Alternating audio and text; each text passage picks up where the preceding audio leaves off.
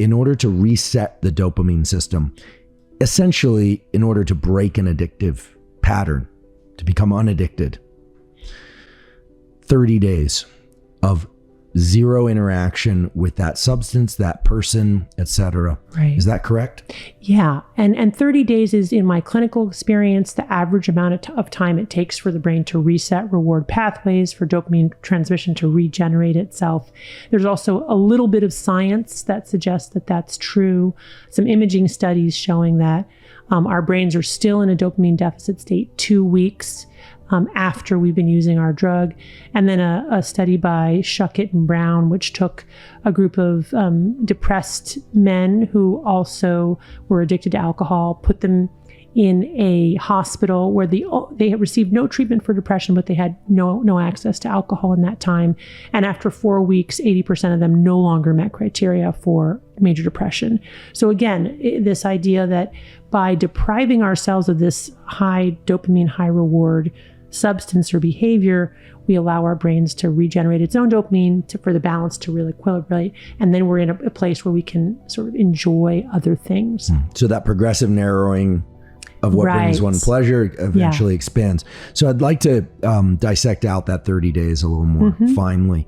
And I also want to address, how does one stop doing something for 30 days if the thing is a thought? So we'll kind of I'll put that on the shelf for the moment.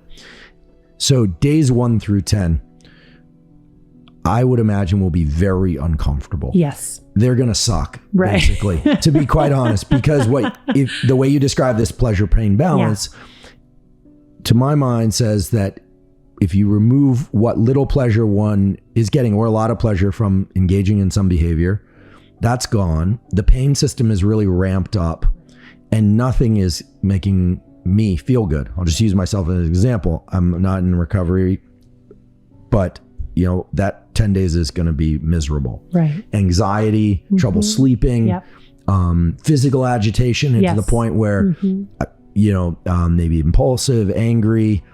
Should one expect all of that? Should the family members of people expect all of that? Yeah. So what I say to patients, and it's a really important piece of this intervention, is that you will feel worse before you feel better. For how long? Yeah. This is probably the first question they ask, right? And I say, usually in my clinical experience, you'll feel worse for 2 weeks. But if you can make it through those first 2 weeks, the sun will start to come out in week 3. And by week 4, most people are feeling a whole lot better than they were before they stopped using their substance. So you have to, it's a hard thing. Like, you have to sign up for it.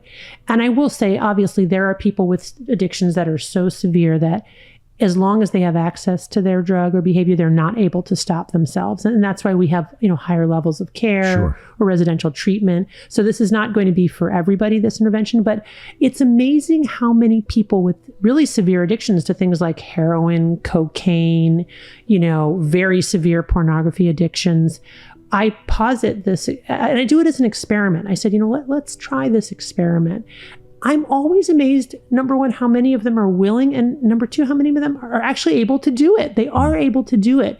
And so that little nudge is sort of just what they need.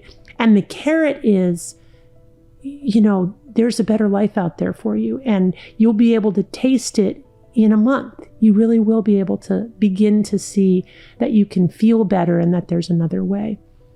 So the way you describe it seems like it's hard. But it's doable for most people, not everybody. Right. And we'll return to that category of people who can't do that on their own.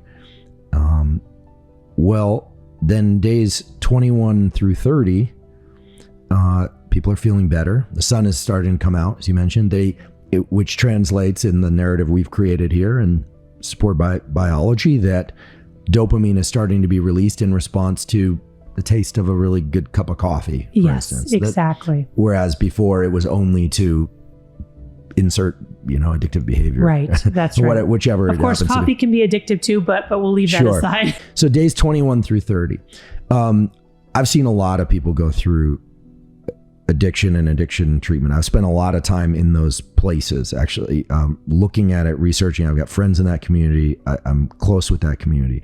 And so what I'd like to talk about in this context is what sorts of things help other people that we know that are addicted. What really helps, right? Not what could help, but what really helps. And are there certain people for whom it's hopeless? I mean, I don't like to hold the conversation that way, but I wouldn't be close to the real life data if I didn't ask, is it hopeless? Are there people who just will not be able to quit their substance use or their addictive behavior, despite, I have to assume, really wanting to? Yeah. Yeah, so there are people who will die of their disease of addiction, and I think conceptualizing it as a disease is a helpful frame. There are other frames that we could use, but I do think, given the brain physiologic changes that occur with sustained heavy drug use and what we know happens to the brain, it is really reasonable to think of it as a brain disease. And for me, the real window of, let's say, being able to access my compassion around people who are repeat relapsers, even when their life is so much better, when they're in recovery. Yeah, it's like a no-brainer, right? Is to conceptualize this balance and the dopamine deficit state and a balance tilted to the side of pain.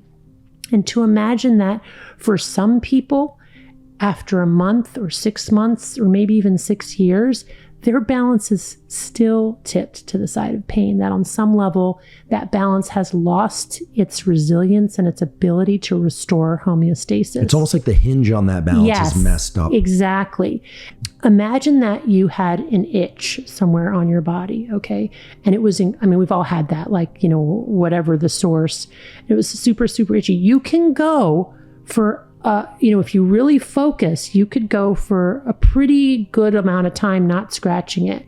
But the moment you stopped focusing on not scratching it, you would scratch it. And maybe you do it while you were asleep, right? And that is what happens to people with severe addiction. That balance is essentially broken. Homeostasis does not get restored despite sustained abstinence. They're living with that constant specter of that pull. It never goes away. So let me say there are lots of people with addiction for whom that does go away, and it goes away at 4 weeks for many of them. But in severe cases, that's always there and it's lingering. And it's the moment when they're not focusing on not using, it's like a reflex. They fall back into it. It's not purposeful. It's not because they want to get high. It's not because they value using drugs more than they do their family. None of that. It's that really they cannot not do it when given the opportunity and that moment when they're not thinking about it. Does that make sense? That's a great description. And actually in that description, I can feel a bit of empathy because the way you describe scratching an itch in your sleep. Yeah. I've done that with mosquito bites in summer. You're scratching, and you're like, you wake up scratching that mosquito bite. And I also have to admit that I've experienced not feeling like I want to pick up my phone because it's so rewarding, but just finding myself doing it. Yes, of course. Like, I'm not going to use this thing. I'm not going to use this thing. Right. And then just finding myself doing it. Like, what am I doing here? Right. Sort of how did I get back here again? Right. And I know enough about brain function to understand that we have circuits that generate deliberate behavior and we have circuits that generate reflexive behavior. And one of the goals of the nervous system is to make the deliberate stuff reflexive so you don't have to make the decision, because decision making is a very costly thing to do. Exactly. Decision making of any kind. Right. So that does really help. I want to just try and weave together this this dopamine puzzle, however, because if by week, so first phase of this 30 or 40 day detox, it's like a dopamine fast. Right. Okay. First 10 days are miserable. Middle 10 days, the clouds are out. There may be some shards of sunlight coming through. And then all of a sudden, sun starts to come out. It gets brighter and brighter. Why is it then that people will relapse, not just after getting fired from a job or their spouse leaving them, but when things are going really well? Yes. Is it this unconscious mechanism, because I've seen this before, is they have a great win. I have a friend who's a really impressive creative. I don't want to reveal any more than that, but and relapsed upon getting another really terrific opportunity to create for the entire world. And I was like, how can that happen? But now I'm beginning to wonder, was it the dopamine associated with that win that opened the spigot on this dopamine system? Because it happened in a phase of a really great stretch of life. Yeah. Right. Yeah. So you raised that great point about triggers, right? And triggers are things that make us want to go back to using our drug.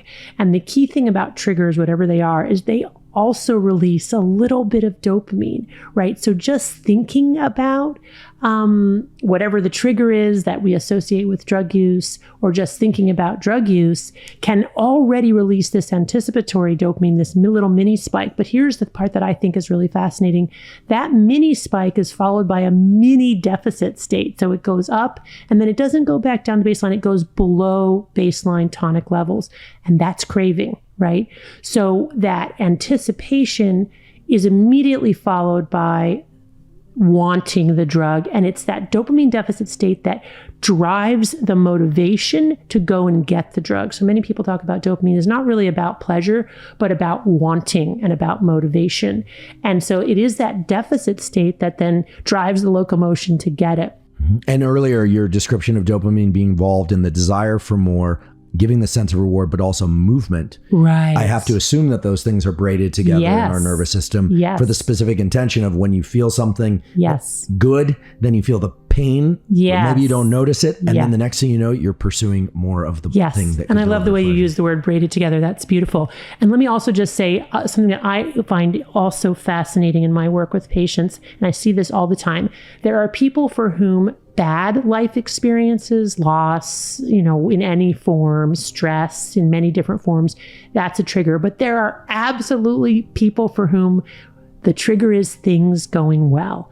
And the things going well can be like the reward of the things going well, but very often what it is the removal of the hypervigilant state that's required to keep their use in check. So it's this sense of, I want to celebrate, or this reward happened. I want to put more reward on there.